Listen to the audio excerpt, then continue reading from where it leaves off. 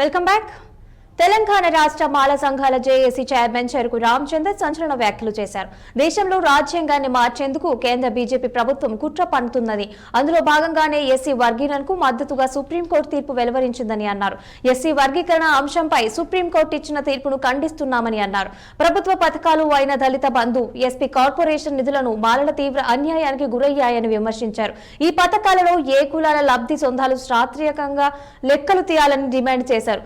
Supreme court తీర్పుపై కేంద్ర మంత్రి కిషన్ రెడ్డి తన వైఖరి బహిర్గంగా చేయాలన్నారు. అంశం మీద ఇచ్చినటువంటి తీర్పును మాకు అసంతృప్తిగా ఉందని చెప్పేసి అని తెలియజేస్తున్నాము.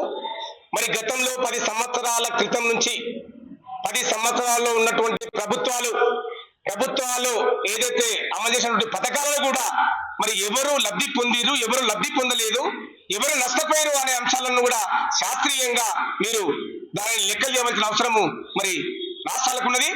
మరి గతంలో ఒక గ్రామ స్థాయి నుంచి సర్పంచ్, ఎంపీటీసీ, జెడ్పీటీసీ, ఎంపీపీ, జిల్లా చైర్పర్సన్స్, ఎమ్మెల్యేలు, ఎంపీలు, మరి నామినేటెడ్ పదవులు కూడా మాదిగ సామాజిక వర్గమే అన్ని రంగాల్లో అభివృద్ధి చెందింది. మరి విద్యాపరంగా చూసుకుంటే గురుకుల పాఠశాలలో ప్రతి కాలేజీల్లో కూడా మరి మాదిగ సామాజిక వర్గం వల్లే అభివృద్ధి చెందినటువంటి సందర్భము. మరి ఈ రోజు ఏదైతే మాలలు ఉన్నారో మరి తెలంగాణ రాష్ట్రంలో మరి భూ పంపిణీ